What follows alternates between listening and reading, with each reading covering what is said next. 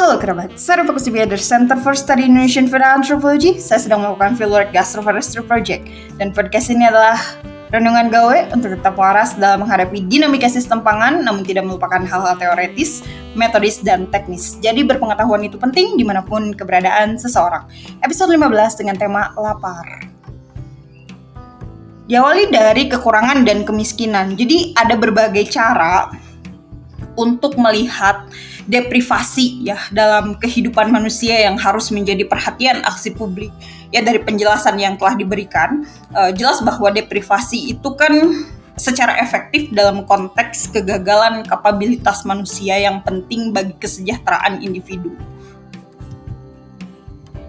Ya, mengenal lagi deprivasi ya. Deprivasi itu kekurangan atau ketidakmampuan untuk memperoleh kebutuhan dasar hidup, itu disebutnya deprivasi ya, kerabat.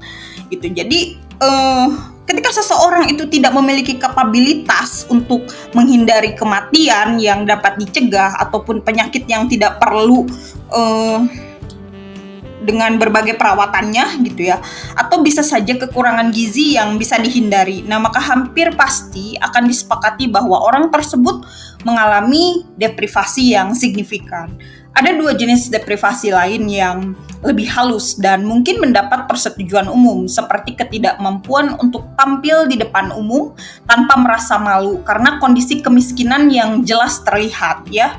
Memang ini ironis sekali. Jadi kalau misalkan terlihat miskin itu seakan-akan bukan manusia gitu ya. Padahal kan itu kondisi yang memang banyak faktor ya untuk menjustifikasi seseorang itu miskin atau tidak. Ya yang paling berhasil itu dijustifikasi miskin adalah dengan syarat-syarat dari pemerintah gitu. Jadi kalau misalkan nggak dikasih kartu miskin, ya jangan berani-berani menyebutkan orang itu miskin ya. Jadi kalau di Indonesia itu harus ada buktinya ya, ada terkonfirmasi oleh dinas sosial gitu ya. Apakah kamu miskin? Mana buktinya? Lihat. Mana kartu miskinnya? Mana? Perlihatkan gitu. Nah, seperti itu ya. Gitu. Jadi harus dibuktikan gitu bahwa ini loh orang miskin gitu. Nah, itu di Indonesia seperti itu ya. Tapi sayangnya kata-kata miskin ataupun bahasan-bahasan miskin ini sering dijustifikasi oleh masyarakat sok tahu. Jadi kalau misalkan masyarakat itu menilai seseorang, wah tidak punya mobil, wah tidak punya motor, tidak punya rumah, tidak punya ponsel, atau tidak punya gadget, atau tidak punya baju yang bagus, miskin. Padahal dia tidak tercatat ya di dinas sosial dari kriteria miskin itu. Nah, jangan berani-berani dong menyebutkan miskin ya gitu, karena kan tidak ada ukurannya atau satuan inklusinya ya, kategorisasinya gitu. Itu baru secara eksklusi saja gitu ya. Artinya kan baru terlihat nih gitu, belum dijustifikasi secara administrasi ya. Jadi kalau misalkan orang disebut pintar, mana buktinya apa gitu ya. Itu dalam administrasi kehidupan sosial tuh seperti itu. Misalnya sekarang orang disebut pintar itu kan berpendidikan. Nah, pendidikan itu ada legitimasinya. Legitimasinya itu adalah ijazah. Kalau misalkan orang tidak ada ijazahnya, ya bagaimana menentukan itu capaiannya dalam pintar atau tidak gitu. Misalkan, apakah kerabat ingin dicabut gigi bukan ke dokter gigi tapi ke dokter hewan? Kan secara umum saja kan tidak mau ya, karena manusia gitu. Saya perlunya dokter gigi untuk mencabut gigi, bukan dokter hewan, ya kan, seperti itu. Nah, untuk menjadi dokter hewan dan dokter gigi kan ada tahapan pendidikan yang perlu dilalui ya, gitu. Jadi kecuali ini ya, yang bukan langsung mengintervensi seseorang gitu, kayak misalkan kerabat-kerabat di sini kan ada yang S1-nya itu bukan antropologi ya, termasuk saya juga gitu. Tapi ada muatan antropologi gizi dan pangan pada saat itu. Nah, apakah dari latar belakang yang berbeda ini boleh mengungkapkan atau menjelaskan antropologi? Ya boleh gitu, karena tidak langsung mengintervensi seperti kedokteran, keperawatan ya, kemudian gizi klinik ya, atau lebih ke itu ke kedokteran sih ya masuknya, spesialis gizi klinik, bahkan yang harus sekolahnya juga kan dokter umum ya untuk melanjutkan spesialis gizi klinik ya, bahkan ahli gizi saja kan sekarang dibatasi ya, bahkan tidak boleh itu, harus dari dokter umum kalau mau jadi dokter spesialis gizi klinik. Nah seperti itu ya penjelasan dalam kapabilitas ini gitu. Nah, bagaimana jika ada orang yang tidak sekolah tapi sok tahu gitu tentang sosiologi ya, tentang biologi, ya itu tidak apa-apa ya kerabat gitu, bahwa ilmunya itu sudah mumpuni gitu dan sudah terlihat banyak kajian-kajian atau representasi ataupun implementasi yang dilakukan. Tapi ketika suatu ilmu itu diucapkan oleh orang yang kesehariannya saja tidak membaca, kesehariannya saja tidak pernah tersentuh oleh informasi-informasi pengetahuan, maka itu bisa disebut ya orang-orang so tahu gitu, orang-orang yang dia itu belajar gak sih gitu tentang sesuatu, atau dia itu mengerti tidak tentang informasi yang disampaikan. Nah seperti itu ya kerabat maksud dari sini. Nah sebenarnya kita bisa melihat kemiskinan itu sendiri sebagai kegagalan yang cukup serius, bahkan sangat serius dalam kapabilitas dasar ya, atau kapabilitas dasar. Nah pendekatan ini memiliki banyak kelebihan karena mengaitkan kemiskinan dengan ketidakmampuan itu mencapai hal-hal yang pada akhirnya disebut penting bahkan urgensi. Namun, definisi kemiskinan yang lebih umum itu adalah berdasarkan ketidakcukupan pendapatan. Misalnya, tingkat pendapatan seseorang yang berada di bawah garis kemiskinan. Nah, garis kemiskinan di Indonesia itu berapa gitu?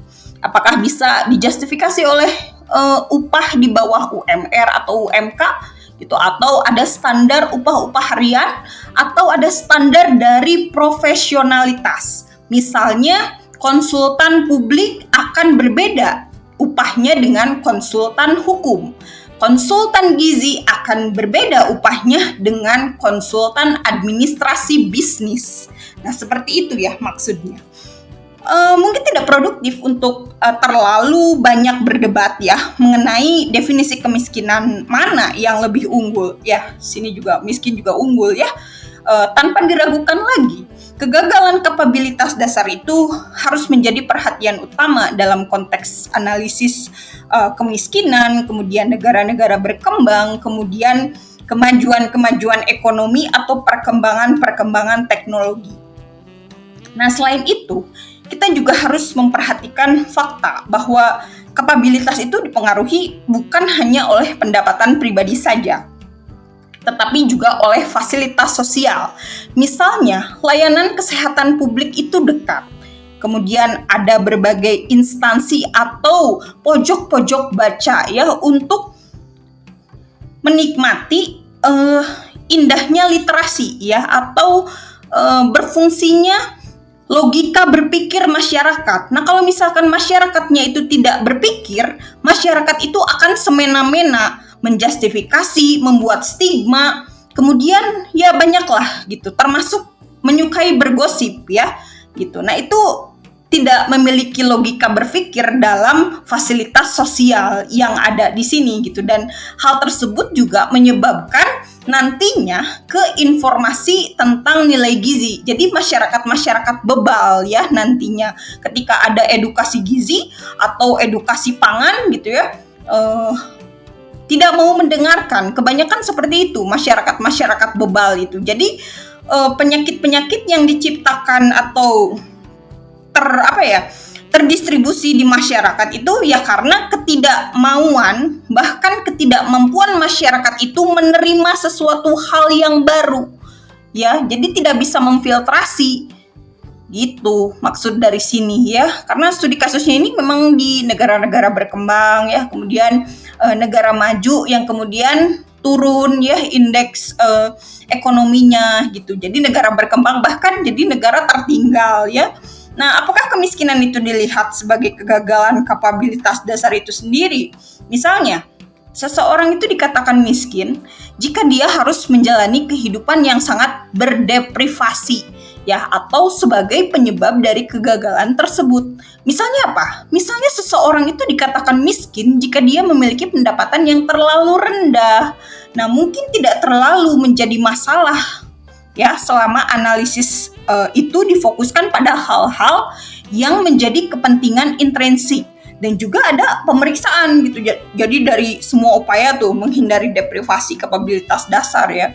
Nah, prioritas ini bisa berlaku atau bisa menjadi tidak peduli apakah kemiskinan itu diidentifikasikan dengan deprivasi itu sendiri atau didefinisikan sebagai kurangnya sarana ekonomi ya untuk mengatasi deprivasi tersebut. Gimana sekarang ketika ngomongin jaminan sosial? Ya itu akan berhubungan langsung sama kelaparan, karena kelaparan itu adalah masalah yang kompleks dan beragam. Kekurangan gizi juga menghantui kan sebagian besar umat manusia gitu. Orang-orang takut sekarang, bahkan takut lapar sekarang itu, bukan takut macam-macam gitu. Tapi ketika orang itu dibilangin kamu nggak akan bisa makan besok, gimana gitu ya, kayak wah akan terjadi apa ini dalam hidup gitu kan, jadi overthinking gitu ya. Padahal cuma dipantik kamu gak akan bisa makan loh besok, padahal bisa ya gitu ya, walaupun cuma makan seadanya gitu. Tapi ketika ditelusuri atau disusul dengan pertanyaan-pertanyaan, besok kamu gak akan makan ya gitu, pasti ketakutan manusia itu. Dan ternyata bukan cuma manusia-manusia di negara berkembang, di negara maju pun sama. Jadi orang-orang itu takut kelaparan ya, makanya segala upaya itu dilakukan ya, bekerja dari pagi sampai paginya lagi gitu. Karena apa ya? Takut lapar. Intinya itu gitu. Nah, dalam sebagian besar umat manusia itu berkaitan dengan berbagai bentuk deprivasi tersebut ya. Adanya keterhubungan antara berbagai jenis deprivasi itu tidak hanya bersifat biologis. Misalnya, antara penyakit dan kekurangan gizi, tetapi juga bersifat ekonomi kan, dengan sifat sosial. Contohnya apa? Antara pengangguran dan penyakit. Ketika nganggur, banyak tuh penyakit-penyakit ya, penyakit hati, penyakit pikiran, penyakit apa lagi, banyak ya gitu. Sehingga bisa menjustifikasi masyarakat lainnya gitu. Nganggur sih, nggak ada kerjaan gitu. Coba kalau misalkan banyak kerjaan ya, wah sibuk sekali gitu memikirkan hari ini ngapain ya, pagi ini wah olahraga dulu gitu kan, membaca buku, membaca kajian, mendengarkan berita, memasak, kemudian wah sibuk hidupnya gitu. Tapi kalau misalkan orang yang nganggur itu ya berdiam diri, merasa hidupnya bosan gitu ya. Ya banyak hal gitu. Ya coba aja lihat penganggurannya itu, definisinya ya kerabat. Itu pengangguran itu apa? Pengangguran itu adalah orang-orang yang tidak melakukan pekerjaan dan tidak berpenghasilan. Udah nggak kerja, nggak berpenghasilan lagi. Nah, itu nganggur. Tapi ketika orang itu tetap bekerja, tapi penghasilannya itu seret atau pas-pasan, itu tidak bisa dikategorikan sebagai pengangguran.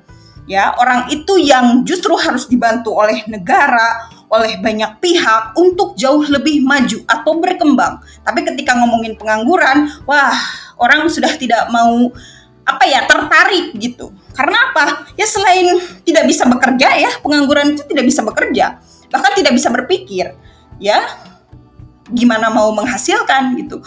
Dari berpikir aja nggak bisa, dari bekerja juga nggak mampu, ya tidak capable, apalagi bisa menghasilkan banyak pundi-pundi rupiah misalkan ya kalau di Indonesia gitu ya. Apa yang mau dijualnya? Bacotannya bernilai tidak, bisa tidak diuangkan. Sekarang pekerjaannya, apakah aksi-aksi dalam kehidupannya bisa menghasilkan uang? Nah, itu yang harus dipikirin gitu ya. Jadi sekarang bagi para pengangguran nih, apakah komponen-komponen kapabilitas itu bisa menghasilkan keuangan atau transaksi-transaksi lah minimal.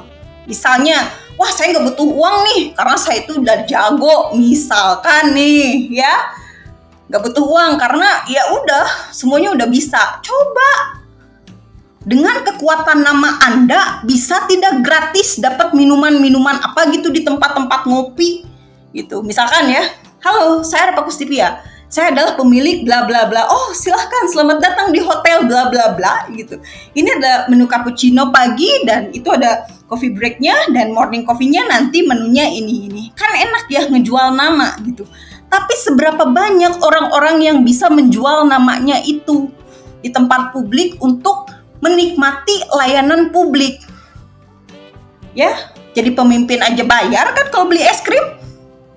Nah itu dia yang harus dipahami lagi gitu oleh masyarakat yang usianya itu udah mencapai dewasa. Dewasa itu apa? Satu, punya NPWP. Anda punya NPWP. Kalau tidak punya NPWP, berarti kan Anda tidak melaporkan pajak. Berarti kalau misalkan orang-orang yang tidak bisa lapor pajak apa? Tidak capable. Ya, jadi kalau misalkan ngomongin orang, dia itu miskin atau tidak, tanya aja, punya NPWP nggak? Gitu. Banyak orang-orang Indonesia yang nggak punya NPWP ya. Nah itu. Jadi di sini kerabat tidak perlu rendah diri ya ketika diomongin sama tetangga, wah dia itu belum mencapai bla bla bla, dia itu tidak mencapai AIUEO gitu. Tanya aja dia punya NPWP nggak gitu. Kalau misalkan nggak punya NPWP, ya udah, ya kerabat tinggal justifikasi saja orang itu masuk kelompok mana. Mudah kan ya? Sangat mudah sekali kalau di Indonesia. Tanya aja NPWP, terus administrasi selanjutnya itu nanti merembet. Karena apa? Merembet ke nomor rekening. Sekarang ada tambahannya lagi di dunia modern, merembet ke BI checking ya. BI checking itu tempat orang-orang untuk dilihat aktivitas atau transaksi-transaksi kreditnya atau ngutang. Itu bisa terlihat di BI checking sekarang ya kerabat. Jadi memang seperti itulah kehidupan ekonomi dan kehidupan sosial. Ketika berbicara pengangguran, ketika berbicara orang-orang capable, ketika berbicara masyarakat berkualitas. Di luar itu berarti tidak atau belum berkualitas gitu, karena beberapa faktor, yaitu di jenis deprivasi. Nah, ketika berbicara jaminan sosial sekarang, ide-ide dari jaminan sosial itu adalah penggunaan sarana sosial untuk mencegah deprivasi dan kerentanan. Sekarang ketika berbicara sarana sosial misalnya, sarana-sarana sosial itu kan macam-macam jenisnya. Yang paling langsung adalah memberikan dukungan langsung kepada orang-orang yang rentan nih, agar mereka memperoleh sarana untuk kapabilitas dasar. Kemudian memberikan makanan gratis ya. Program siapa tuh? Gitu. Itu program dari tahun 2003 ya, ketika makanan gratis tuh.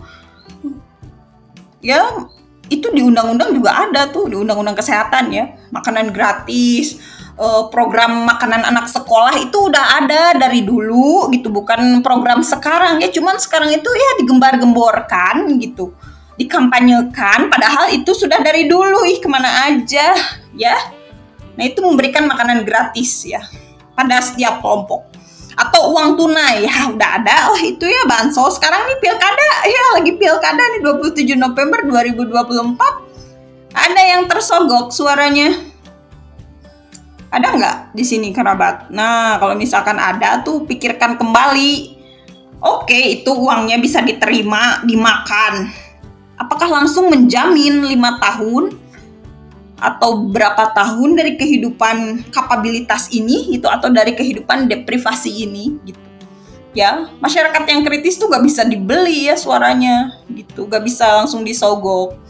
Adapun disogok, wah permintaan sogokannya itu nggak cukup 1 miliar seorang, ya karena apa? Menghitung biaya pendidikan, ya biaya layanan sosial, biaya kesehatan, biaya bagaimana bisa menikmati ruang sosial. Ruang sosial itu kan masyarakat suka pada nonton ya, pengen punya nggak bioskop gratis tapi mewah, atau bioskop murah tapi mewah dengan makanan-makanan yang enak-enak itu, yang kekinian-kekinian itu. Nah itu berpikir panjang tuh masyarakat yang kritis itu ya. Mana ini yang bisa kita nikmati kan gitu ya. Gitu. Jadi nggak, aduh terima kasih ya ini udah ngasih 300.000. Alah 300.000 doang gitu. 300.000 dolar ya enak.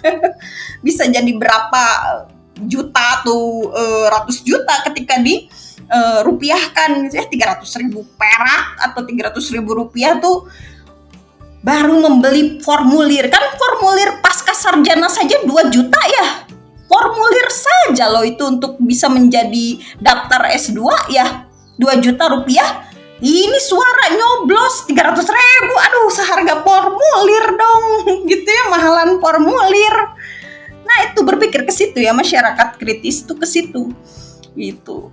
Nah, sarana sosial itu bisa bermacam-macam jenisnya. Yang paling langsung itu adalah memberikan dukungan tadi. Itu kemudian hal-hal gratis ya, uang tunai kepada korban kelaparan potensial. Itu contoh yang jelas. Kelaparan potensial tuh apa misalnya? Itu korban-korban bencana, itu kelaparan potensial tuh contohnya. Nah, bukan orang-orang yang pengangguran tadi. Pengangguran tadi kan ya tiba-tiba dapat nih bantuan makan. Loh. Memang kelaparan potensial, males. Itu mah males namanya, bukan lapar potensial. Memang nggak ada keinginan dari dirinya, dari lingkungannya yang tidak mendukung, dari orang-orangnya yang selalu meragukan, dan banyak hal lagi. Nah, dalam basis yang lebih reguler, kita lihat, dalam menyediakan asuransi pengangguran, layanan kesehatan gratis, dan pendidikan dasar merupakan contoh dukungan langsung lainnya. Jadi asuransi pengangguran itu gimana? Di negara maju, orang-orang nganggur itu mereka dilatih gitu ya. Di Indonesia, saya nggak tahu ya, cuma dikasih kartu apa gimana gitu ya. Disuruh les-les online itu kan, untuk nanti ditransfer berapa duit tuh. Ya, prakerja lah kalau di Indonesia itu ya. Tapi seberapa efektif sih dari prakerja ini? Rata-rata tidak bisa mengembangkan skillnya gitu, dan tidak terserapkan oleh tidak terserap tenaga kerja gitu. Ya, itu harus dikritisi lagi, apakah seperti itu jaminan pengangguran yang diinginkan oleh masyarakat sebenarnya. Ya, hal-hal tersebut juga kan harus dipikirkan lagi ya. Tidak seakan-akan diberikan saja jaminan-jaminan pengangguran seperti itu gitu, karena terlalu memberikan beban yang tidak bisa diantisipasi gitu. Kayak misalkan ya diberilah fasilitas prakerja gitu, tapi cuman kepake 1 bulan juga habis gitu. Itu dia tidak bisa berpikir dan berkreasi berarti ya. Gitu. Ya minimal dari kayak gitu, ucapannya kayak seperti misalkan saya ini membuat podcast ya, pasti Center for Study Indonesian Food Anthropology itu memberi beberapa honor kan. Nah, berarti kan bacotannya saya itu akan dibayar ya oleh perkumpulan ini gitu. Nah, artinya kan ada yang diuangkan gitu ya, walaupun kesananya sifatnya akan menjadi pro bono ya beberapa acara kan memang pro bono di sini gitu. Tapi itulah bukti dari suara yang menghasilkan gitu. Kemudian ada suara yang bisa merubah suatu pergerakan gitu.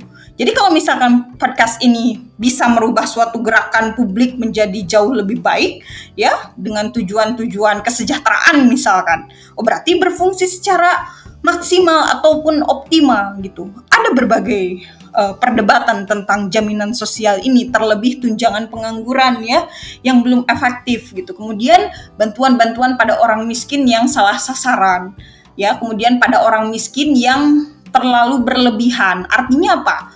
10 tahun dibantu secara tunai nggak ada perubahan, berarti kan terus aja gitu menciptakan kemalasan dengan bergelembung ya. Artinya ya tidak ada investasi apa-apa ya, modal sosial nggak ada gitu, inisiatif nggak ada gitu. Jadi memberi makan siapa dong itu? Lebih baik memberi makan apa?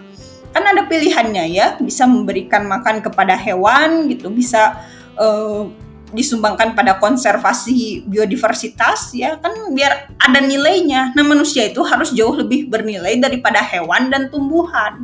Itu yang diinginkan ya, agar kehidupan ini tuh saling bisa memberikan timbal balik gitu, bukan malah timbal-timbal nyungsep gitu. Karena kalau timbal-timbal nyungsep itu suatu fenomena sosial itu akan langsung memberikan dampaknya ya. Seperti sekarang ya, di Indonesia ini sedang marak sekali judi online dan belanja online yang ngutang itu apa?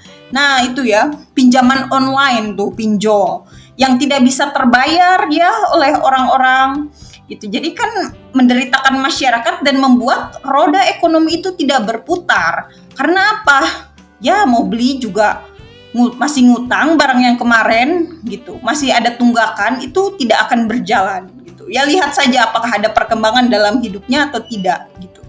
Itu dari orang-orang yang berhutang ya, kerabat. Nah di sini juga masuk dalam fokusnya terjadinya kelaparan itu ya salah satunya seperti itu, tabiat masyarakatnya.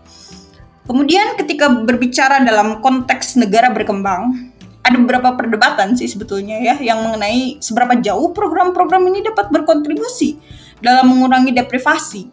Namun adapun posisi yang diambil itu ada keuntungan jelas ya dalam mempertimbangkan semua bentuk intervensi yang relevan dalam kerangka kerja yang umum. Nah, di sini ada beberapa hal, misalkan melihat jaminan sosial itu sebagai tujuan yang memang dikejar melalui sarana publik. Nah, bukan hanya sebagai serangkaian strategi tertentu gitu yang didefinisikan secara sempit ya. Jadi jaminan sosial itu harus bisa menjawab kebutuhan publik gitu ya, dan layanan-layanan publik. Kalau misalkan jaminan sosial cuman administratif doang ya, kan banyak ya, disuruh iurannya aja malas ya, kemudian ketika tidak iuran jaminan sosial ada dendanya, kan itu tidak mengenakan masyarakat ya. Maksudnya kan nggak bayar iuran, kenapa ada dendanya gitu, emang sewajib apa?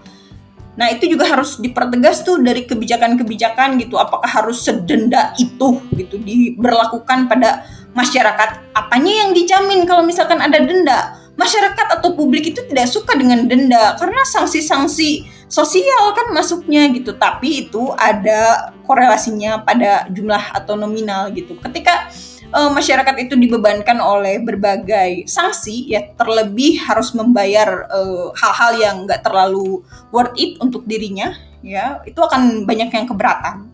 Kemudian ini mengarah pada perlindungan dan promosi dalam jaminan sosial. Nah, penting untuk membedakan antara dua aspek jaminan sosial, kayak misalkan perlindungan dan promosi. Karena ketika berbicara perlindungan, nah itu kan berfokus pada upaya mencegah penurunan standar hidup yang memang mungkin terjadi dalam resesi ekonomi misalnya ya, atau lebih drastis lagi gitu dalam keadaan kelaparan ya.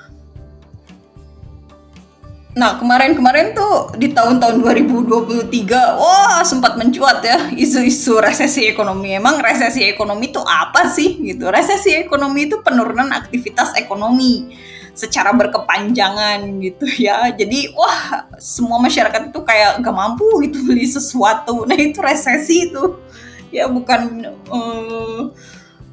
hal-hal yang menakutkan gitu, tapi itu terjadi gitu ya. Bahkan sekarang juga banyak kan ya PHK besar-besaran gitu di saat semua masyarakat itu perlu pekerjaan ya, tapi sumber keuangan yang bisa mempekerjakan itu malah bangkrut ya. Nah itu disayangkan sekali tuh ketika tidak ada pihak-pihak lain. Di sisi lain mencuatnya korupsi ya, mencuapnya suap menyuap, sogok menyogok, terus penimbunan, kemudian korupsi ekologis ya, itu juga memberatkan ya fenomena sekarang gitu, masalah-masalah sekarang, terlebih di Indonesia ya. Apakah masyarakat itu peduli dan mengetahui informasi-informasi ini gitu ya? Karena ya ketika berbicara promosi dalam jaminan sosial, berarti kan di situ ada suatu APBN ya, atau anggaran dari suatu negara itu harus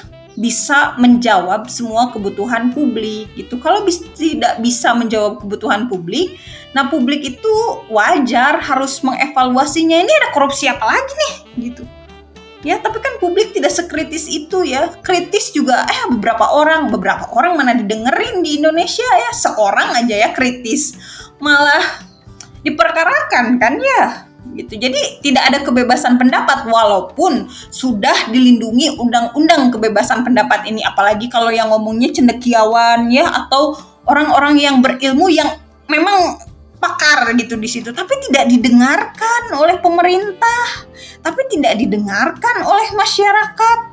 Nah itu bersiaplah gitu dengan badai hal-hal yang membawa kehidupan ini tidak baik, yaitu deprivasi tadi gitu. Kemudian ketika resesi ekonomi atau yang lebih drastis lagi, dihubungkan dengan keadaan kelaparan, sedangkan promosi-promosi jaminan sosial itu kan mengacu pada peningkatan standar hidup ya, yang secara umum lah gitu, dan perluasan kapabilitas dasar populasi gitu, yang akan dilihat sebagai tantangan jangka panjang. Jadi perlu ditekankan lagi gitu bahwa istilah promosi dan perlindungan itu lebih ke paternalistik ya, jadi lebih ke apa?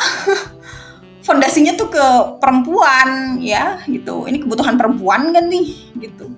Ya, padahal kebutuhan laki-laki juga jauh lebih mendalam kan, mendasar gitu. Karena ketika berbicara gender, perempuan dan laki-laki itu yang selalu dispesialkan oleh negara ya, kebanyakan itu perempuan gitu. Padahal yang lebih menderita sebenarnya adalah laki-laki secara tuntutan ya, apalagi tuntutan budaya gitu.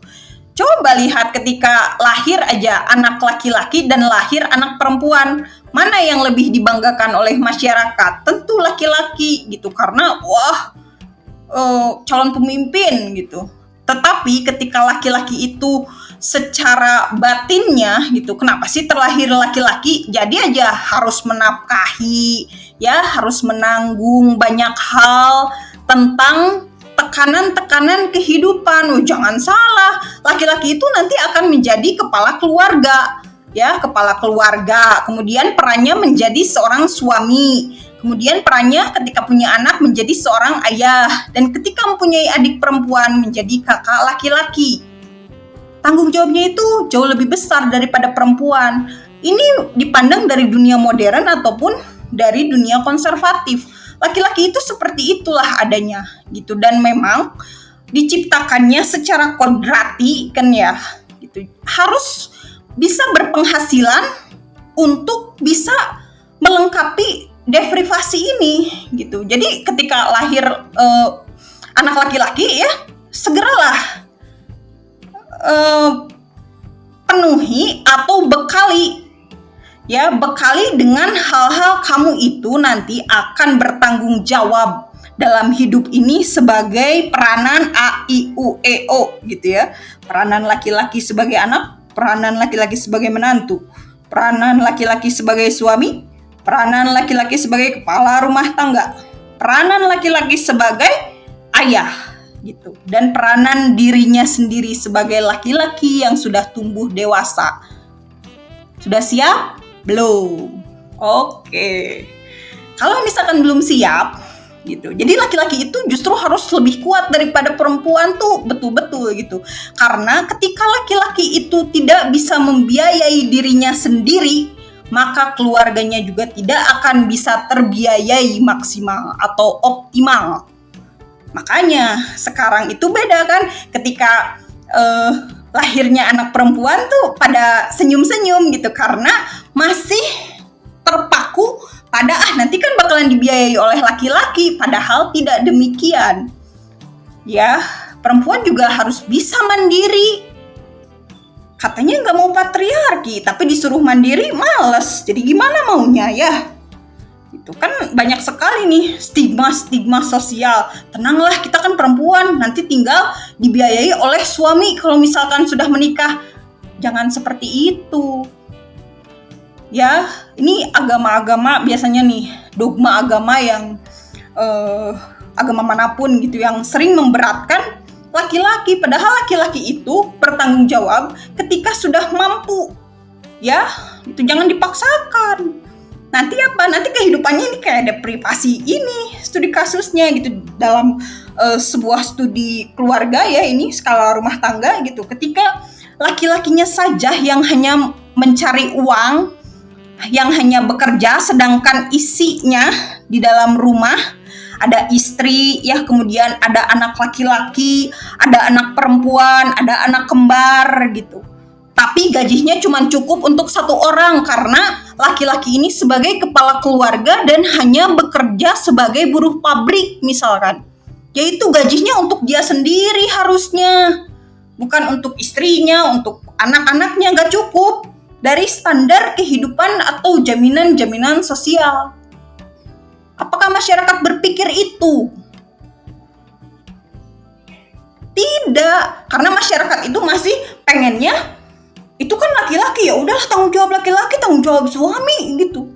Gak bisa. Itu gajinya ya dinikmati olehnya ya.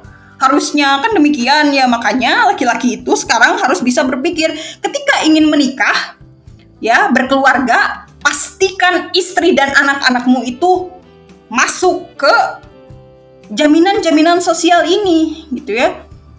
Karena apa? Gajimu sebagai laki-laki untukmu. Ya, baru sisanya itu kalau misalkan ada kelebihan bahkan harus setara ya. Istri dan anak-anakmu. Nah, seperti itu harusnya. Itu yang tidak akan masuk ke lembah kelaparan dalam studi kasus ini. Tapi faktanya apa di negara-negara berkembang? Ya karena mendahulukan budaya gitu.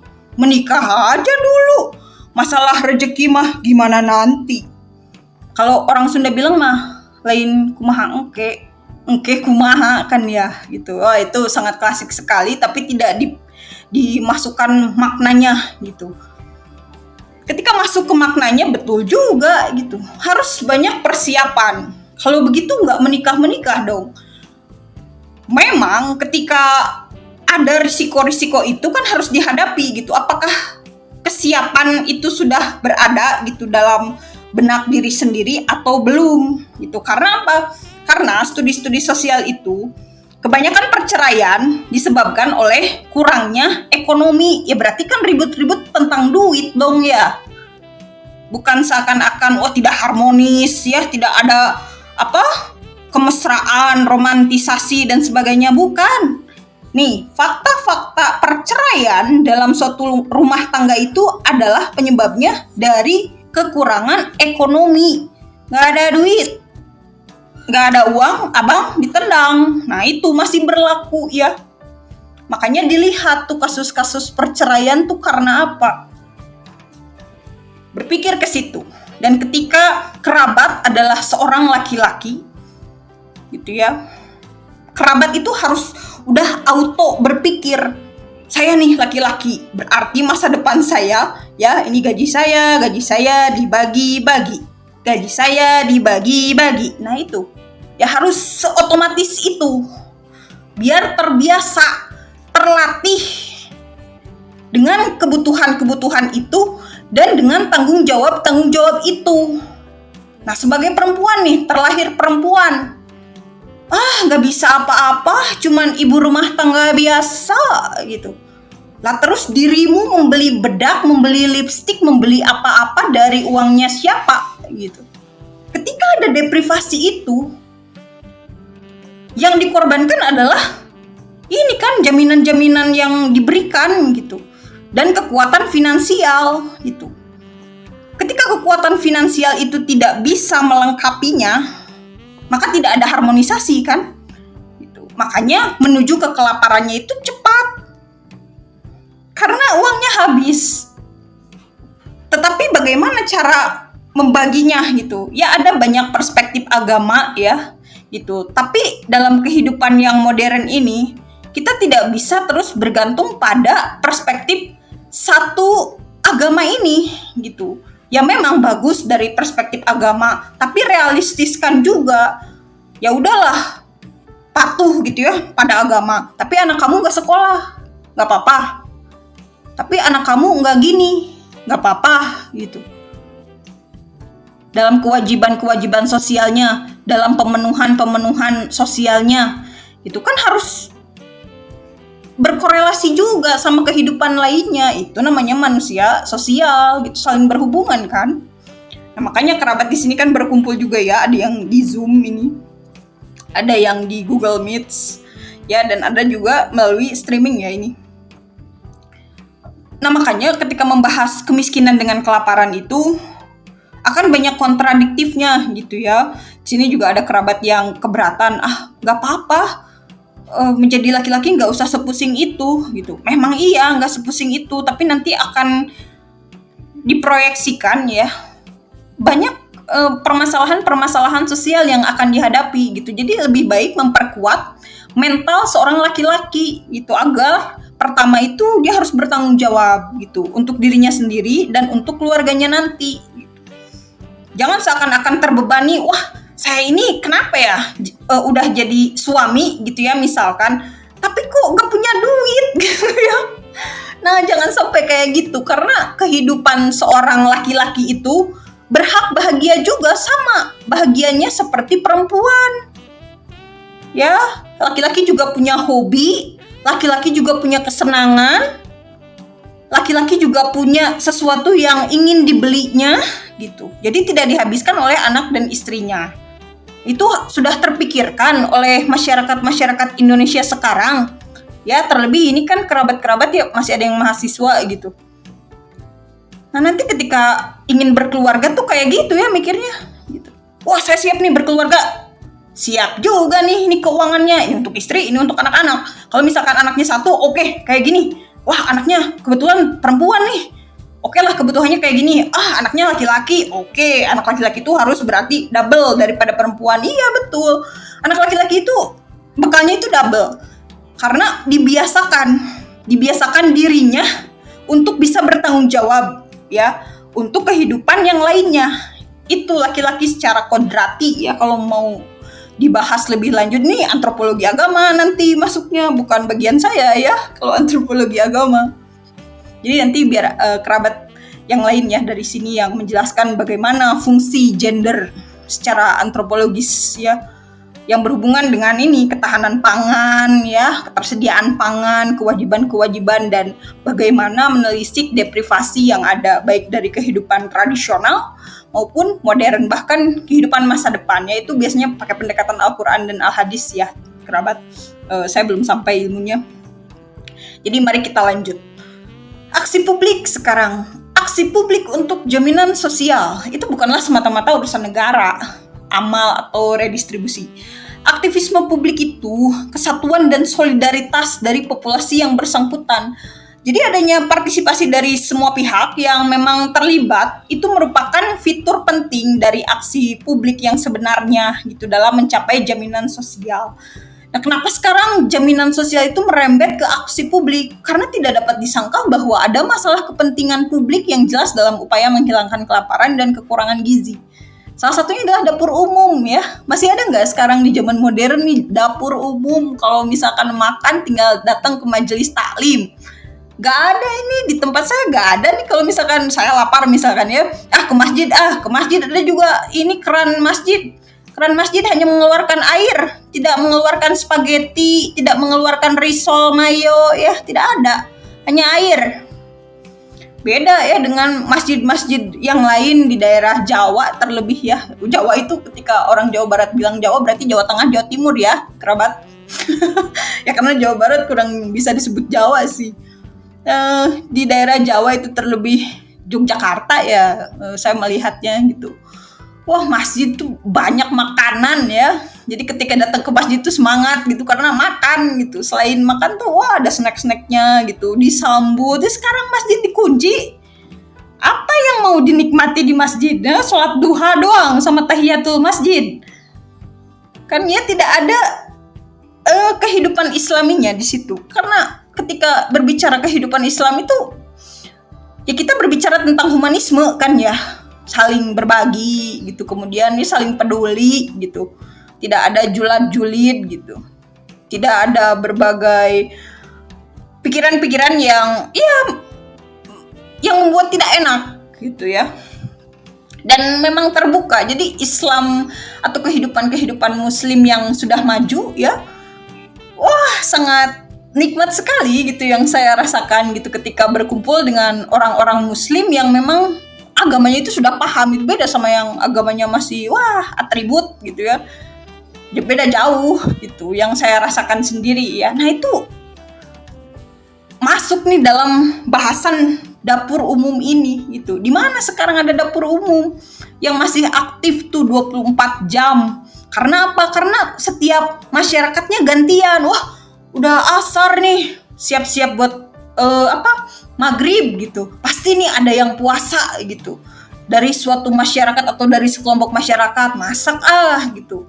Terus disimpan di masjid. Terus saling berkelompok gitu ya. Kamu bagian es teler ya, kamu bagian apa nih? kamu bagian inilah bolu kentang gitu, kamu bagian ini main course-nya itu biasanya ayam mentega gitu, ayam mentega berarti duitnya banyak ya gitu, atau stick lain gitu ya, karena kan ini kehidupannya udah maju ceritanya ya, atau di suatu pemukiman elit gitu ya, masa pemukiman elit ekonomi sulit kan lucu gitu, jadi wah berlimpah gitu. Wah tetangga yang lain tuh dari komplek lain tuh undang, harusnya mereka harus menikmati jamuan dari komplek ini, saking komplek ini tuh kaya misalnya ya, atau ya berlimpah lah gitu.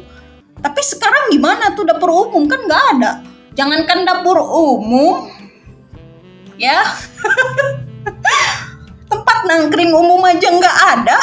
Tempat nangkring umum itu jadi gak ada karena isinya sudah tidak menarik untuk warga ya, ketika datang berkumpul gitu malah menjelekan ya, malah bukan hal-hal sesuatu yang asik gitu. Sesuatu yang asik tuh yang kayak gimana? Yang berkelanjutan. Artinya ketika berkumpul dengan warga, seru ya ngobrol sama dia gitu, banyak banget nih pengetahuan, banyak banget pengalamannya, jadi makin semangat nih hidup. Nah gitu, ketika berkumpul tuh gitu yang asik ya. Ketika berkumpul itu sudah tidak asik, satu orang aja ngomong gak asik, berarti yang lainnya juga sama ya. Sama ketika orang itu bilang mahal, yang lainnya juga sama. Itu dari studi observatif partisipan ya, kalau dalam etnografi itu efek yang sama dari satu orang ya, kerabat. Nah, ketika berbicara tantangan untuk mengatasi wabah kelaparan atau kekurangan gizi ini yang menghantui sebagian besar umat manusia, diperlukan berbagai bentuk aksi publik. Pertama, dari penyediaan jaminan sosial itu tidak dapat sepenuhnya bergantung pada kekuatan pasar juga. Inisiatif paternalistik negara, artinya kan negara tapi keibuan gitu loh ya maksudnya. Atau lembaga sosial lainnya sebagai keluarga gitu, kurang bisa dipercaya juga gitu dalam studi ini, karena ya banyak kebutuhan aksi publik di sini yang serta-merta menunjukkan jenis tindakan yang harus diambil. Ada berbagai bidang tindakan, misalnya strategi yang berbeda untuk diikuti dan agen yang berbeda juga untuk melakukan tindakan, misalnya pilihan-pilihan yang ada dalam mencakup fenomena politik ya dan fenomena sosial, nanti mengarah pada aspek ekonomi gitu. Jadi strategi aksi publik itu bisa jadi sama sulitnya dengan seberapa mendesaknya masalah ini ya. Jadi ketika publik itu merespon kelaparan ya belum setanggap lembaga-lembaga amal ya, atau lembaga-lembaga yang memang membantu dalam Baik kerabat, kita lanjutkan lagi ya, tadi ada sedikit gangguan suara. Baik, tadi sudah sampai ke aksi publik ya. Aksi publik itu ada berbagai tindakan memang ya, dan ada beberapa lembaga dan kelompok-kelompok yang memang tanggap bencana ya, atau tanggap aksi sosial kan sudah banyak gitu. Cuman kan bermasalah di Indonesia itu ketransparansi ya, memang kembali lagi ke kejujuran individu sih kalau ini, yang berkelompok jadinya kejujuran masyarakat. Nah, pilihan-pilihan yang mencakup fenomena politik dan sosial juga sangat riskan ya di sini, karena ya bisa terombang-ambing masyarakat ini. Ya dijanjikan apa, wah berharap-harap gitu, mana ya, wah nggak ada, nipu gitu. Kebanyakan kan gitu janji politik ya, kampanyenya aja keren gitu, mana implementasinya nggak ada, belum terasa gitu. Harusnya kan ada set goals ya, atau setting goals itu adalah penentu tujuan gitu, yang bisa dievaluasi dari tindakan atau dari aksi gitu. Itu kan ada penilaiannya. Publik juga harus bisa dong. Itu masa publik gak bisa-bisa ya, pengetahuan udah terbuka, tinggal maunya. Kalau kecuali nggak mau sama sekali gitu. Nah, strategi aksi publik itu bisa sama sulitnya dengan seberapa mendesaknya masalah-masalah seperti kelaparan ini. Ada beberapa aksi publik sih di sini yang bisa menghapus kelaparan dan kekurangan gizi endemik ya, jika dilakukan dengan solid, kompak, penuh toleransi ya, kemudian akrab ya. Publik itu harus akrab. Kenapa harus akrab? Karena ya untuk menuju ke kesetaraan kan ya, pembangunan keberlanjutan itu pembangunan berkelanjutan ya, itu kan harus ada reduce inequality gitu. Berarti kan mengurangi ketidaksetaraan ya itu. Berarti harus menuju setara. Bagaimana menciptakan kesetaraan gitu ya? Ketika semuanya sudah mulai dibanding-bandingkan, kalau setara itu karena dicontohkan oleh pemerintahnya gitu. Pemerintah langsung aja membagi, ini miskin, ini kaya, ini menengah gitu. Terus ini, wah ini berpendidikan tinggi, ini berpendidikan rendah. Kan publik sendiri pemerintah sendiri yang membagi itu. Coba kalau tidak ada kategorisasi itu, ya biarkanlah itu menjadi abstraksi misalkan ya, masih nggak bisa menuju ke kesetaraan itu gitu. Karena cikal bakalnya setara itu ya orang-orang sudah inklusif gitu. Artinya ya terserah lah, mau pendidikannya tinggi, mau agamanya tinggi, ya disebut orang beriman. Kan sekarang udah banyak ya checklist orang beriman itu seperti apa, karena sudah bisa terungkap, oh ciri-ciri orang beriman itu demikian gitu ya. Tergantung sih agamanya apa dulu ya. Nah, itu kan ada gambarannya gitu dan capaiannya gitu. Ya memang kita kembali lagi kepada Tuhan yang Maha Esa kan ya, untuk menjustifikasi seseorang itu beriman atau tidak. Tapi kan ketika ingin menilai seseorang itu beriman dengan pedoman-pedoman yang menyatakan itu beriman, kan ada checklistnya ya, dari berbagai panduan gitu. Nah, itu tinggal diselaraskan saja dengan kebutuhannya. Nah, kerabat, untuk aspek tantangan aksi publik ini yang bisa menghapus kelaparan itu dari orientasi aksi publik. Sebetulnya orientasi aksi publik itu harus bergantung pada berbagai kemungkinan tindakan yang dapat dilakukannya. Hal ini juga mencakup faktor penyebab deprivasi gitu dan kelaparan. Ya, ada banyak sifat dan kekuatan lembaga yang terlibat. Misalnya karakter negara dan sifat pemerintah yang melakukan tindakan, ya itu juga bisa menjadi faktor yang cukup krusial gitu, karena ya publik akan mempertanyakan tidak hanya mengenai kemampuan administratif pemerintah. Ya, dinilai saja oleh kerabat. Sekarang bagaimana layanan pemerintah, memuaskan atau tidak? Menyulitkan atau tidak? Terjangkau atau tidak? Puas nggak gitu. Nah, itu administratif pemerintah ya. Dan pemerintah kalau misalkan dievaluasi sama publik, itu segeralah merenung ya, mengevaluasi, merevisi atau mengganti atau merubah, mentransformasi gitu. Jangan seminar doang atau webinar transformasi, tapi gitu lagi kan itu ya kemampuan pemerintah dipertanyakan lagi gitu. Gimana sih nih kapabilitasnya gitu. Kemudian ada juga komitmen politik ya. Ya masyarakat atau publik juga harus punya komitmen politik terhadap para politisi gitu. Sekarang kan pilkada nih gitu. Apa ya komitmennya gitu. Harusnya kan jelas ya, ada kontrak politik nih sama publik. Tapi cuman dangdut doang. Itu kan dangdut doang mencapai apa? Dangdut di masa depan. Itu merubah semua permasalahan sosial jadi berkurang tidak? Gitu belum juga ya. Makanya jangan joget-joget mulu. Gitu yang harus dikritisi oleh publik ya, tapi publiknya malah menikmati ya, sarua wae jeung pemerintah nanya gitu. Kok jadi Sunda ya? Ya sama aja gitu antara pemerintah dan publiknya gitu. Sama-sama menyukai ya. Kemudian loyalitas dan basis kekuasaan dari pemegang kekuasaan politik. Ya, sudah menjadi kehidupan setiap partai di Indonesia ya. Jadi ketua umum partai setidaknya punya sikap kepemimpinan yang betul-betul berkualitas ya. Nggak blunder gitu, minim korupsi gitu, menjadi role model dan tidak memperlihatkan kemewahan gitu. Karena apa? Masyarakatnya nggak bisa menikmati ya pemerintahnya atau pemimpinnya gitu, atau ketua partainya yang harus bisa menyesuaikan juga. Ini partai keagamaan, ngomongnya aja ya manis gitu. Ketika implementasinya berkhianat gitu ya, mendekat ke kekuasaan lebih besar. Agama apanya itu mah, politisasi agama ya dalam partai gitu. Ya, ketika orang-orang ingin masuk ke partai kan harus mengetahui dulu idealisme partainya seperti apa ya gitu, nggak tiba-tiba jadi ketua umum atulah gitu, ketua OSIS juga belum pernah gitu, tiba-tiba jadi ketua umum partai. Kan ada partai siapa itu kan publik juga melihat nih kok nggak jadi kader gitu, tiba-tiba jadi ketum, kan bagaimana gitu ya, step-step menjadi pemimpin saja tidak dilalui.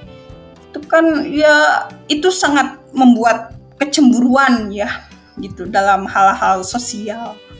Nah, kemudian berbicara tentang kekuasaan politik tadi gitu, itu akan menjadi faktor yang membawa ke kelaparan juga gitu dalam studi kasus ini. Ya karena hanya dengan orang-orang berpolitik yang bisa menentukan arah tujuan sistem pangan di Indonesia ini gitu. Jadi masyarakat memang percaya nih sama orang-orang partai untuk membuat kebijakan gitu ya, untuk digaji negara lebih besar. Seyakin itu masyarakat. Ya, apakah tidak ada pendidikan politik untuk publik? Publik tidak bisa kan mengevaluasi itu ya. Tidak bisa juga masuk ke partai-partai gitu, karena bukan kader partai. Kader partai itu pada nyari duit sekarang. Bukan masuk partai itu bukan untuk membela apa gitu ya, apa nih yang harus diperjuangkan melalui partai ini gitu. Setidaknya dari permasalahan sosial nih, misalkan dari permasalahan lingkungan, sampah, masuk partai itu gimana caranya nih biar pakai kekuatan politik menangani permasalahan sampah di daerah gitu. Enggak, ini mah masuk partai apa kamu? Coba, apa motivasinya masuk partai? Saya pengen dapat kaos aja gitu. Saya mau dapat kartu anggota gitu. Saya cuman mau nyari duit tambahan lumayan gitu ya. Itu ada kan ya, kerabat. Soalnya di sini ada kerabat yang pernah masuk ke partai anak muda ya, kemudian keluar lagi. Ya, jadi saya mengingat itulah ya. Ternyata tidak ada idealisme yang diperjuangkan ya menurut kerabat di Center for Study Indonesian Food Anthropology. Jadinya hal-hal yang berhubungan dengan dunia partai ya kerabat. Nah, itu ada ketidakajegan juga gitu dan kontradiktif sama kebutuhan publik. Nah, itu yang akan menyengsarakan nantinya ya, untuk dirinya, untuk partainya gitu, untuk semuanya pada akhirnya ya. Nah, kemudian ada keragaman dalam entitas publik. Jadi masyarakat itu bukanlah entitas yang homogen ya atau sama. Terdapat berbagai perbedaan berdasarkan kelas ya. Wah, jangan ngomongin kelas lah. Ada kelas di sini, kelas sosial, kelas ekonomi, kelas politik. Ya jangankan di masyarakat, naik bis aja atau naik kereta, kan ada kelas ekonomi, ada kelas ekonomi bukan ekonomi eksekutif yang gantinya bisnis itu apa? Ekonomi premium ya. Kemudian ada kelas eksekutif ya, kemudian ada kelas wisata ya, kereta wisata kan ya, itu mahal lumayan. Ada lagi kereta transparan ya, itu kan beda lagi harganya walaupun sama ya, dari sini Tasik ke Bandung gitu, biasanya pakai yang ekonomi premium berapa 280, pakai yang eksekutif transparan mah beda jadi 800 ya, walaupun sama-sama gitu turunnya di Bandung. Nah, itu kelas itu sudah dicerminkan dari layanan publik. Jadi kalau misalkan kerabat mau mengetes diri sendiri sudah mampu atau tidak, silahkan gunakan layanan-layanan publik. Apabila kerabat sudah menggunakan bisnis dan eksekutif, berarti kerabat nggak usah menunggu validasi lagi. Itu tinggal dinikmati aja, orang kerabat sendiri mampu gitu. Tapi kalau kerabat masih mendang-mending nih, aduh mending ekonomi atau eksekutif ya. Nah, itu bisa diukur sendiri oleh kerabat ya. Begitu. Jadi keragaman entitas publik juga sudah dimulai dari kelas ya. Kelas dari layanan publik gitu ya. Kepemilikan, pekerjaan, gender ya. Apalagi sekarang gender tuh macam-macam ya kalau dalam formulir ya. Nggak cuman female, male, sekarang ada yang biner apa biner. Nah, itu kemudian ada yang Kalau saya mengisi formulir internasional atau formulir acara-acara global ya, gender itu wah banyak sekali. Ada yang LGBTQ plus ya, ada LGBT saja, kan itu sudah beragam gitu. Berarti orang-orang mendeskripsikan gender aja udah sediversifikasi itu ya kerabat gitu. Bahkan dalam studi-studi feminisme ya, ada tuh yang pertanian waria ya di negara berkembang. Nanti itu dibahas di podcast selanjutnya ya kerabat, di bab feminisme lah, feminisme dan gender ya. Dan juga ada komunitas dan budaya. Nah itu meskipun aksi publik itu untuk jaminan sosial bermanfaat ya, tapi tetap aja bagi semua kelompok itu kan dilihat dari pembagian manfaat yang tidak bisa dihindari pengaruh dari kelompok kepentingan yang berbeda gitu. Jadi seni dan aksi publik juga adalah konflik kerjasama ini gitu ya, yang berarti menganggap aksi publik ini sebagai tindakan untuk kepentingan publik yang homogen yang akan mengabaikan aspek penting dari tantangan ini. Ya beraksi sih, tapi kalau misalkan ada masyarakat yang beda, apakah mau diajakin atau enggak gitu. Kan publik tuh suka gitu ya, julidnya ada satu padahal yang julidnya ya, tapi jadi merembet ke julid yang 5 orang. Misalkan satu nih, wah sangat dominan sekali kan kalau dalam masyarakat gitu ya, biasanya ibu-ibu ya, ibu-ibu itu ada yang satu nih dominan gitu, wah semua gimana dia aja gitu, pokoknya publik ngikut gitu. Tapi ketika ada satu nih dalam 5 orang ini kelompok ya, satunya tuh beda, kayak aduh menurut gue enggak sih gitu, menurut gue enggak sih, nah yang satu dominan ini akan marah gitu ya, atau akan ya gitulah ngambek gitu ya. Karena apa? Karena ia merasa kekuatannya itu nggak berguna gitu. Nah itu hal-hal yang akan membawa porak-porandanya ya relasi sosial sebetulnya ya. Harusnya kan ya gak apa-apa beda juga, tapi tetap dalam kebersamaan gitu. Kan kita Bhinneka Tunggal Ika ya, sama beda-beda satu jua. Mana itu semboyan tidak dipakai dalam masyarakat? Gimana sih gitu. Katanya mau maju, tapi dalam perbedaan aja dibedain gitu ya, berbeda gitu. Nah hal-hal seperti itu yang akan menjadi masalah baru ya dalam suatu tujuan aksi publik ini.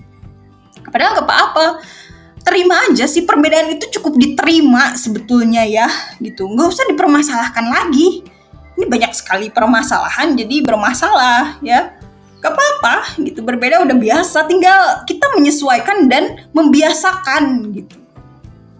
Nah kemudian berbagai bentuk tindakan negara ya. Kemudian ini diawali dari aksi negara yang untuk menghilangkan kelaparan ini gitu ya, bisa mengambil bentuk yang sangat beragam sih ya gitu. Jadi tidak terbatas hanya pada produksi atau distribusi makanan ya. Ada tindakan tersebut yang bisa berupa penciptaan pendapatan atau lapangan kerja secara reguler gitu untuk mengatasi kelaparan atau kekurangan gizi endemik. Nah, operasi-operasi bantuan kelaparan itu melalui pekerjaan dengan upah dalam bentuk tunai atau barang untuk memulihkan daya beli ya, daya beli kelompok misalnya, atau daya beli masyarakat yang terdampak ya tentunya. Nah, untuk penyediaan layanan kesehatan dan pengendalian wabah, biasanya ini dalam suatu kelompok pemerintah itu punya tim survei ya, atau ya tim untuk turun lapangannya gitu. Tapi kuotanya itu tidak banyak. Biasanya ada target-target tersendiri lah ya untuk layanan kesehatan dan pengendalian wabah. Karena apa? Karena SDM-nya kurang ya. SDM-nya kurang itu adalah dari jenis pekerjaannya, kemudian dari jumlahnya ya. Biasanya jumlah sih kalau misalkan yang terkait dengan pemerintah kan ya. Karena apa? Karena yang bekerja di pemerintah itu kan ya lihat sendirilah lokernya. Yang daftar 1.000, lokernya 1. Publik tuh nggak bisa ngapa-ngapain kan. Coba kalau misalkan lokernya 500, yang daftar 1.000, kan ya setidaknya tuh terserap gitu ya 500. Ini loker, coba lihat kalau misalkan CPNS atau apa ya, lokernya itu 5, yang daftar 15.000. Apa tidak sedang berjudi tentang lowongan pekerjaan? Bercanda terus pemerintah ini. Ini kalau buka loker tuh karena pemerintah nih 5.000 gitu, yang daftar 6.000, berarti yang gugur 1.000, ya nggak? Ya 1.000 mah bisa diserap sama swasta. Tapi Tapi ketika pemerintah hanya membuka satu dari ribuan atau belasan ribu, ya itu ketimpangan baru. Ngabisin duit aja, ya iyalah, karena sekarang kan ya kalau misalkan CPNS-an itu ada biaya administrasinya juga kan, beli apa kemarin, materai ya, materai digital itu kan ya harus top up lah gitu. Coba beberapa miliar itu masuknya ya. Nah, kemudian semua ini penting ketika membahas tindakan negara ya atau bentuknya gitu untuk kesejahteraan umum. Tetapi untuk mencegah kekurangan gizi atau kelaparan itu yang sering dikaitkan dengan penyakit parasit dan morbiditas ya, atau kematian nih. Jadi peningkatan pembangunan ekonomi dan pendapatan yang melalui perluasan kegiatannya itu produktif, nah itu adalah bentuk aksi negara yang bisa diambil gitu. Dan di Indonesia nggak jelek-jelek banget gitu untuk perluasan kegiatan yang produktif ya. Itu kan tergantung siapa korlapnya ya gitu, koordinator lapangannya gitu, yang jujur ada, jujur, yang korupsi ada ya. Sekorup-korupnya korlap ya, dia tidak akan melebihi korupsi atasan yang punya posisi strategis gitu, karena duitnya juga nggak sebanyak itu. Dan biasanya sih distribusinya di makanan ya, betul nggak kerabatnya kan? Paling juga ngambil ini lontong ya, jatah-jatah yang kayak gitulah, jatah konsumsi. Kalau misalkan korlap ya nggak sebesar posisi strategis, deputi lah apa gitu. Wah, yang uangnya itu banyak tanda tangan mereka gitu. Nah, kemudian pasar sebagai alternatif untuk aksi negara. Kenapa jadi ke pasar dari lembaga publik ya? Ya memang beberapa lembaga publik itu, terutama pasar juga kan masuk gitu. Itu sering dilihat sebagai alternatif ya pasar ini untuk tindakan negara, karena hal ini ada beberapa batasan gitu. Mekanisme pasar juga menentukan alokasi dan distribusi komoditas ya. Jadi adanya tindakan negara itu bisa mengubah atau mengambil alih banyak fungsi ini gitu ya, meskipun terdapat konflik ya antara mengandalkan pasar dan tindakan negara, tapi kan melihat kedua jalur ini juga sebagai bertentangan terus ya ketika di lapangannya gitu. Kemudian pendekatan-pendekatan lain kayak misalkan mengabaikan salah satu pihak juga mungkin adanya kekurangan ya secara logistik ya. Kalau dari negara kan harga beras segini standarnya, tapi kan nyampe di pasar beda ya, ada tengkulak, ada mafia pangan ya, kemudian ada kelompok kartel ya. Itu pendekatan-pendekatan yang terintegrasi dan harus pluralistik dalam aksi publik itu jauh lebih efektif ya, karena ketika bisa pluralistik, di situ ada kekuatan konservatif ya, walaupun sering dianggap buruk. Kekuatan konservatif itu suka bawa-bawa agama gitu. Jadi ya ada hal-hal spiritual dan kekuatan spiritual juga yang mengacu di masyarakat gitu. Ya walaupun negara itu sangat administratif kenyataannya, tetapi ketika udah berbenturan sama integrasi pluralistik, maka di situ akan ada konflik ya. Konfliknya itu udah bukan konflik fisik, konflik idealisme. Kalau konflik idealisme itu, waduh, itu jauh lebih berat ya daripada konflik fisik.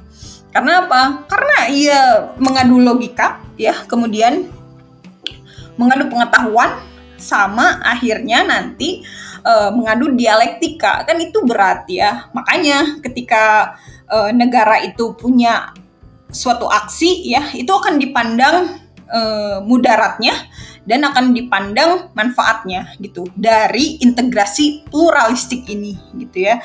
Dan ini hasilnya menurut studi kasus ini ya, aksi publik tersebut jauh lebih efektif gitu, karena ada tokoh yang menggerakkan gitu. Kalau misalkan tokohnya terpercaya ya gitu, kalau misalkan tidak ya sama dengan kekuatan aksi negara tadi gitu, yang nggak bisa terbendung lah gitu, bahkan tidak diterima oleh kepuasan publik.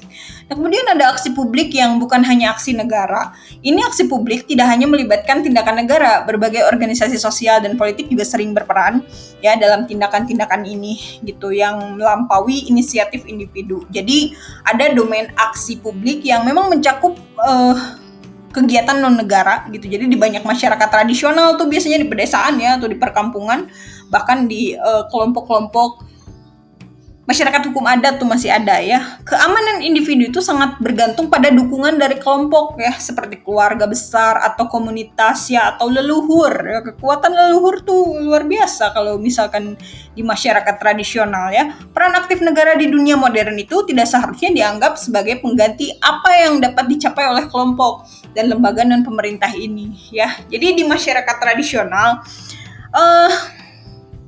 seorang antropolog itu tidak bisa langsung menjustifikasi atau mendefinisikan bahwa masyarakat tradisional ini bagus loh, masyarakat tradisional ini keren loh, nggak bisa begitu sepenuhnya ya. Jadi harus tetap pragmatis gitu. Dalam masyarakat tradisional juga ada berbagai permasalahan ya. Salah satunya adalah relasi keluarga ini gitu. Kadang-kadang banyak juga yang menjadi keruh gitu, dan di situ juga akan berebut sumber daya ya. Jadi ya udah mau permasalahan negara mengerucut lagi ke permasalahan kelompok dan mengerucut lagi ke permasalahan skala keluarga ya. Jadi kalau misalkan dirunut dari yang paling besar gitu ya permasalahannya atau skalanya, nyampe juga gitu ke skala individual nantinya ya. Itu ada dalam distribusi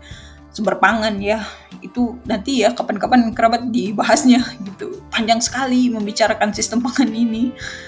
Kemudian kesadaran publik dan pengaruhnya terhadap aksi negara. Jadi ada hubungan erat antara pemahaman dan kesadaran publik. Kayak misalkan ya, bentuk dan kekuatan atau tindakan negara ini bisa nggak sih gitu mengejar tujuan publik, karena adanya tekanan politik juga yang memainkan peranan besar gitu dalam menentukan tindakan yang diambil oleh pemerintah nantinya. Tuh kan benar dari tekanan politik ya, dan bahkan pemimpin politik juga bisa jadi sangat otoriter yang harus menerima kritik publik gitu dan opini dari oposisi sosial. Itu kan hal yang biasa ya dalam berpolitik, tapi anehnya di Indonesia itu ya hal-hal otoriter itu tidak mau dikritisi oleh publik. Jadi gitu ya. Bagaimana ini mendefinisikannya ya? Bebal gitu. Kembali lagi ke bebal ya. Padahal tadi saya ingin bilang dungu gitu, tapi itu milik suatu kelompok orang lah ya ngomongin dungu. Jadi bebal saja ya. Bebal itu nggak terlalu kayak dungu lah. Kalau dungu tuh udah tahap tundif kali ya. Tundif ke belah sana lah gitu. Bebal itu masih cukup gak bisa dikasih tahu lah ya gitu. Nah, pencerahan publik itu sebetulnya dapat menarik perhatian ya pada masalah yang mungkin diabaikan dan memicu tindakan perbaikan dari pemerintah. Harusnya protesnya publik itu diwadahi ya gitu, dan nanti tuh dikurasi harusnya. Tapi kan pemerintah tuh nggak terbiasa gitu sama kritik publik. Ada publik kritis gitu, ditangkepin ya, dibungkam gitu. Padahal itu yang akan menyelesaikan permasalahan karena dia punya ide atau gagasan, makanya dia bisa mengkritik. Jarang orang yang bisa mengkritik itu. Adanya ya kritik-kritik palsu lah, wah so iye gitu ya. Maksudnya adalah kita tidak setuju nih, tapi di balik itu dia tuh ya gak apa-apa lah, masa bodoh gitu. Tapi kalau orang yang kritis itu beda. Orang yang kritis itu dia punya prinsip hidup. Ya, punya prinsip hidup dari banyaknya pengalaman, dari banyaknya informasi, dan dari banyaknya pengetahuan tadi. Jadi satu tuh, makanya berani mengkritik. Karena apa? Karena dia bisa mengaktifkan kewarasan-kewarasan tentang kebijakan, ya, tentang kehidupan sosial, tentang pengalaman-pengalaman hidupnya gitu. Makanya orang kritis itu ditakuti di setiap lembaga, baik lembaga pemerintah ataupun swasta. Makanya orang tidak suka kan dengan orang-orang kritis ya, aduh dia pasti aja protes gitu. Aduh pasti aja ada masalah, gitu kan. Orang enggan gitu, padahal untuk menjadi seperti itu ada tahapan-tahapannya kan ya. Coba lihat aja orang-orang yang bisa membuat kritik publik ya, banyak kan di TV juga ya, bisa dilihat atau di channel YouTube yang memang bisa mengungkapkan opini publik atau mengkritisi gitu dengan bahasa yang wah enak gitu ya disimaknya gitu, nggak harus baca teks. Itu pidato itulah ya. Pidato kenegaraan tuh kebanyakan banyak pakai teks Ya, tapi orang yang bisa mengkritisi ya suatu ya kejanggalan-kejanggalan yang ada dalam fenomena sosial itu tidak mudah. Itu ya minimal berani dulu kan ya. Gitu. Emang pada berani nih masyarakat gitu atau kerabat. Tuh. Kemudian dalam penyampaiannya apakah berbasis data? Kan nanti kayak gitu. Gitu dalam kritik publik ya. Apakah melalui berbagai analisis? Apakah banyak buktinya? Bukti empiris ya biasanya. Itu sekarang kan udah banyak bukti empiris ya, ada dikaji dari media, dikaji dari berbagai studi ya, dikaji dari fenomena sosial, dikaji dari data netizen ya. Jangan salah, media sosial juga sekarang bisa jadi resource tersendiri. Apa resource itu sumber daya ya, atau media lain gitu, media alternatif kan ya. Sekarang kan orang-orang berkumpul tuh di media sosial ya. Wah, ada berbagai macam karakter pengguna internet ya.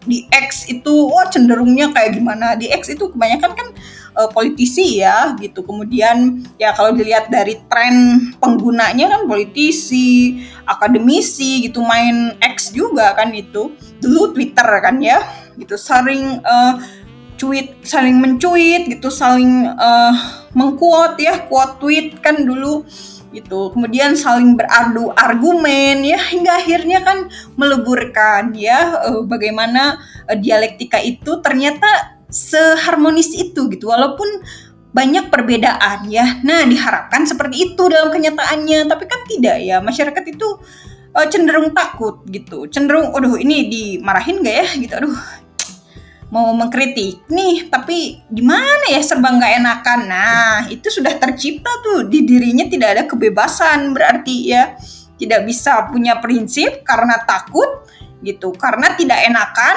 gitu. Itu ciri-ciri masyarakat yang tidak bisa mempertahankan prinsip-prinsip hidupnya nanti. Jadi nanti akan terombang-ambing tuh yang kayak gitu ya di sini. Makanya kritisisme dalam perbaikan evaluasi pelayanan publik atau pelayanan dari pemerintah itu menghadapi tekanan-tekanan sosial.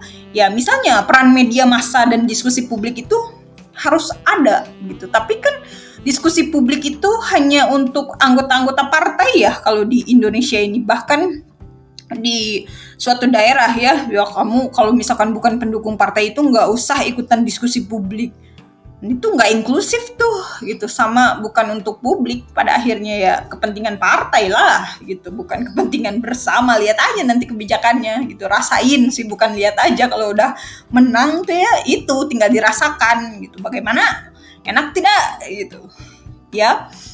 Kemudian ketika pencerahan publik itu dapat menarik perhatian ya, menarik perhatian yang memang pada masalah yang diabaikan dan memicu tindakan perbaikan dari pemerintah itu sendiri gitu, yang menghadapi tekanan ya, atau misalnya peran media massa tadi gitu, dan diskusi-diskusi publik yang sangat penting dalam identifikasi ancaman kelaparan gitu, dan memastikan bahwa pemerintah itu bisa merespon dengan cepat dan efektif dari hasil diskusi publik. Ya, sekali lagi nih, permasalahan ini bisa selesai ya pemerintah ketika diskusi publik itu bisa terjalin, dan di situ pemerintah tuh udah nggak usah mikir panjang lagi, nggak usah memikirkan waduh susah banget gitu untuk mencari solusi. Tidak, silahkan gunakan diskusi publik ya untuk mengkurasi solusi-solusi dari permasalahan-permasalahan yang terkumpul.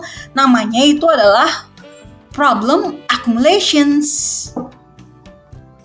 Makanya nanti kan orang yang sering berdiskusi publik ya, baik pejabat daerahnya gitu atau para pejabatnya atau yang orang-orang punya posisi strategis, ketika bisa berkumpul atau berdiskusi secara intens dengan publik, maka permasalahan sosial tuh ya akan berkurang gitu. Karena apa? Karena udah langsung dari data utama tuh permasalahan publik kan yang dikumpulkan. Misal ini kelaparan nih misalkan ya, bukan kelaparan yang tingkat gimana gitu, tapi ada kerawanan dari akses pangan misalnya ya. Nih di sini kok nggak lancar ya, ada akses untuk minyak goreng misalnya. Nah itu ada diskusi publik tuh ya. Para pejabat atau pemerintah kan bisa langsung menangkap, oh kok di sini jarang gitu. Ada permasalahan apa? Oh ternyata di suburban gitu ya ada penangkalnya gitu. Jadi nggak terdistribusi ke wilayah ini. Di situ ada penimbunan misalkan, bisa tuh terselesaikan. Ya karena apa? Karena informasinya langsung dari data utama ya publik itu sendiri. Makanya pemerintah tuh jangan alergi sama publik atau sama kritik publik. Karena itulah yang akan menyelamatkan anggaran pemerintah ya, kemudian akan menyelamatkan karir para pemerintah ya, karena dekat dengan publik. Coba sekarang jauh dari publik, dikritik terus kan? Itu karena apa? Karena nggak dekat. Ya sama lah kayak hubungan ya, relasi-relasi sosial atau relasi dengan manusia. Ya ketika belum kenal kan banyak sekali prasangka yang hadir gitu ya. Banyak sekali kan kecurigaan. Tapi kalau misalkan udah kenal, aduh ternyata dia humoris banget gitu. Aduh ternyata dia ini wah semuanya ya receh gitu. Saking apa? Saking udah kenal gitu. Nah sama pemerintah juga sama publik harus kayak gitu hubungannya, hubungan sosialnya gitu. Ini banyak banget jaraknya gitu. Bahkan sekarang ya kalau misalkan ada seminar-seminar nih, seminar, webinar gitu ya, terus ada yang hybrid. Saya masih melihat ada kolom-kolom ini kursi-kursi VIP. VIP datangnya kesiangan. VIP mah very important person. Datangnya duluan. Bukan nungguin bukan audiens yang nungguin VIP, gimana sih gitu. Dalam forum-forum yang mengangkat SDGs tuh jangan pernah ada kelompok-kelompok tamu VIP gitu, tamu prioritas, enggak, semua sama. Orang yang datang duluan boleh di kursi depan, boleh di kursi yang paling empuk, sama kok gitu. Hilangkan ya, kayak kerajaan aja ada VIP. Yang datang telat tuh yang paling belakang. Berarti kalau misalkan pemerintah datangnya telat, ya gak apa-apa lah di belakang, salah sendiri. Kalau mau di depan tuh duluan pagi-pagi makanya. Nah gitu ya dalam pencerahan publik ya, atau hubungan relasi dengan publik. Nah kemudian ada berbagai pertanyaan mengenai pencerahan dan kesadaran publik yang memang mencakup fitur-fitur kelembagaan serta sifat gerakan sosial dan politik di suatu negara. Karena faktor-faktor ini tidak tetap, maka peran aksi publik itu harus dilihat tidak hanya dalam hal kondisional pencapaian masa lalu, tetapi juga untuk kemungkinan arah baru ya. Jadi hal-hal yang bisa melihat masyarakat sebagai agen aktif itu harus nyata adanya gitu dan bisa terrealisasi gitu, bukan hanya sebagai pasien yang pasif ya, dan juga harus terus-terusan menunggu intervensi, tapi publik juga harus punya inisiatif dong. Ya makanya publik harus bersatu ya. Kalau misalkan nggak berani itu karena sendiri kan, nggak berani itu karena sendiri gitu, karena nggak ada temennya misalnya ya, nggak ada yang sepemahaman, itu akan sulit membela hal-hal yang dianggapnya itu ketimpangan sosial gitu. Karena apa? Karena suara dominannya itu nggak pada berani, ya, nggak pada berani. Tapi ngeluhnya tuh jauh lebih mengeluh lagi dari permasalahan personal, ya. Misalnya, duh mahal nih pangan, mahal nih harga pendidikan, tapi diem aja gitu. Ya itu terus-terusan akan demikian ya, publik yang tidak punya inisiatif gitu, publik yang ya tidak mau maju lah, atau publik yang tidak mau berkembang. Jadinya pemerintah juga tidak responsif terhadap hal-hal seperti itu, karena ya gak ada kritik publiknya juga gitu, ngapain tuh, ya udahlah urus aja urusan masing-masing. Nah seperti itu ya. Jadi di sini publik diharapkan bisa mengevaluasi layanan sosial dan bisa kembali lagi akrab. Udahlah, ini tuh zamannya zaman modern dan zaman maju gitu. Jadi stigma-stigma yang aneh-aneh yaitu cukup dipangkas, bisa nggak dipangkas semuanya itu gitu ya. Kalau misalkan publik mau maju ya pangkas hal-hal yang tidak mengenakan, cobalah relevan dengan peradaban-peradaban masa kini gitu, dilihat secara faktanya, dilihat secara realitanya dan dirasakan gitu. Jangan terus-terusan mengagungkan generasiku jauh lebih baik kehidupannya, yaitu dulu presidennya juga beda, sekarang juga beda ya gitu, nggak sama gitu. Dan itu menyangkut ke kebijakan Nah, kebijakan itu yang akan menjadi sendi-sendi ya dalam kehidupan bermasyarakat ini. Coba deh dirasain tuh kebijakan-kebijakan dari pemerintah tuh enak nggak sekarang? Misal ya dari bahan bakar, mudah nggak sekarang? Coba deh beli, nggak usah pakai aplikasi, dikasih nggak di beberapa SPBU misalkan, ya baik yang bermobil atau yang bermotor, silahkan dirasakan apakah nikmat atau tidak gitu. Kemudian pangan, ada berbagai komoditas pangan itu yang dibatasi di pasar ya. Ada yang mau beli jahe aja dibatasi, gak boleh 5 kilogram. Udah tahu ini mau merayakan ulang tahun gitu ya, butuh minuman jahe, kan jahenya harus banyak, dibatasi gitu. Yang kayak gitu masyarakat atau publik masih enak tidak gitu dengan kebijakan-kebijakan yang ada ya, baik kebijakan tingkat daerah ataupun di tingkat provinsi ya, ataupun di tingkat nasional, bahkan di tingkat internasional juga kan ngefek ya ke kehidupan personal pada akhirnya. Dan itulah faktor-faktor yang akan menambah ya risiko dari kelaparan nantinya, karena ketika kelaparan sudah ditembak dari kebutuhan deprivasinya tadi gitu atau kebutuhan sumber dayanya, maka lambat laun ya ketika dirinya rapuh, ketika dirinya lemah ya, dan kekuatan publik itu tidak ada sama sekali, maka tidak ada harapan untuk masyarakat untuk bisa berkembang bahkan maju. Bahkan ya tinggal dirasain aja gitu dalam kehidupan sosialnya ya, sosial ekonomi budaya sih ya. Sosial ekonomi budayanya itu akan berakhir menjadi kelompok seperti apa gitu. Ya, dan jika pemerintahnya abai, nah itulah dampak dari tidak adanya inisiatif publik yang berkembang ya, atau inisiatif publik yang aktif terlontar oleh publik itu sendiri dan untuk kebutuhan publik itu sendiri. Jadi di sini publik itu udah siap berinisiatif atau enggak, dan di sini pemerintah bakalan bisa nggak gitu punya hubungan yang mesra dengan publik itu sendiri gitu. Karena pemerintah ketika keluar dari kantornya ya atau dari tempat kerjanya jadi masyarakat biasa sama ya dengan kebutuhan publik. Segitu ya kerabat.